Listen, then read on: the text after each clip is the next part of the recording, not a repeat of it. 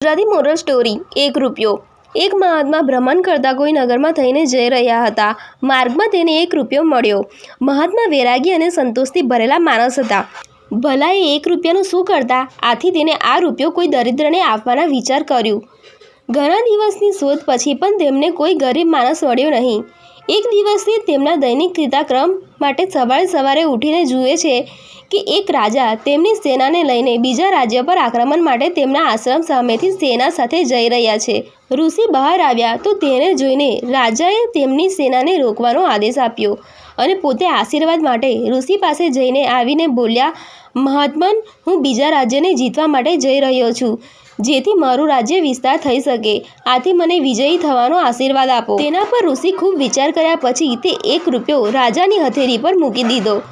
આ જોઈને રાજા હેરાન અને નારાજ બંને થયા, પણ તેને આ વાતનું કારણ બહુ વિચાર્યા પછી પણ ન આવ્યું તો રાજાએ મહાત્માને તેનું કારણ પૂછ્યું તો મહાત્માએ રાજાને સરળ ભાવથી જવાબ આપતા કહ્યું, હે રાજન, ઘણા દિવસ પહેલાં મને આ રૂપિયો આશ્રમ આવતા સમયે રસ્તામાં મળ્યો હતો તો મને લાગ્યું કે કોઈ ગરીબને આપી દેવો જોઈએ, કારણ કે કોઈ વૈરાગીના પાસે આનો કોઈ મોલ નહીં।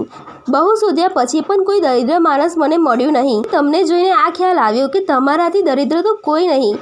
આ રાજ્યમાં ઘણું હોવા છતાં કોઈ બીજા મોટા રાજ્યની લાલચ રાખે છે। આ જ કારણ છે કે હું તમને આ 1 રૂપિયો આપું છું।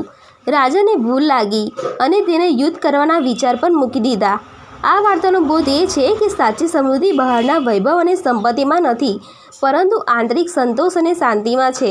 લાલચ અને લોભથી મનુષ્ય વધારે ને વધારે મેળવવાનો પ્રયાસ કરે છે, પરંતુ સાચી શાંતિ મેળવવા માટે લોભ છોડવો જરૂરી છે। અહંકાર અને લાલચ માણસને ગરીબ બનાવી દે છે, ભલે તેને કેટલું પણ દોલત કમાવ્યું હોય। ખરો સુખ અને આનંદ આંતરિક સંતોષમાં જ છે, જે શાંતિ અને વ્યથારહિત જીવન તરફ દોરી જાય છે। ગુજરાતી હાસ્યપ્રદ વાર્તા ગણપતભાઈનો નવો ખ્યાલ। ગણપતભાઈ ખૂબ જ સાનો માણસ, પણ ક્યારેય તેમની ચાલાકી તેમની ઉપર જ ભાડે પડી જાય। એક દિવસ ગામમાં ફરતા ફરતા તેમણે એક લોટરીની જાહેરાત જોઈ, આ જ ટિકિટ ખરીદો અને લાખો રૂપિયા જીતી જાઓ। ગણપતભાઈએ વિચાર્યું, હવે તો એ લખાણ સાચું હશે, આ તક ગુમાવી નહીં। તેમણે 50 રૂપિયાની લોટરીની ટિકિટ ખરીદી। આગળ શું થયું? સાંજે રિઝલ્ટ જાહેર થયો અને ગણપતભાઈનું નામ ક્યાંય ન હતું। તેમને બહુ ગુસ્સો આવ્યો અને લોટરીના દુકાનદારને જઈને કહ્યું, હવે મારી 50 રૂપિયાની ટિકિટ પાછી આપ। દુકાનદાર હસવા લાગ્યો, ગણપતભાઈ, લોટરીમાં તો ક્યારેય પૈસા પાછા મળતા નથી। ગણપતભાઈએ કહ્યું, પણ જાહેરાતમાં લખેલું ન હતું કે ન મળતા હોય? મારી તકલીફ મટાડો, નહીંતર હું પોલીસ બોલાવીશ। આટલું સાંભળીને દુકાનદારે એક અન્ય ટિકિટ આપી અને કહ્યું, આ બાફેલું બટાકું સમજીને ખાઈ જજો, કદાચ આવતીકાલે તમારું નસીબ બદલાઈ જાય। બોધ: નસીબ પર વધુ ભરોસો કરવો નહીં, નહીં તો હાસ્યનું પાત્ર બની જશો।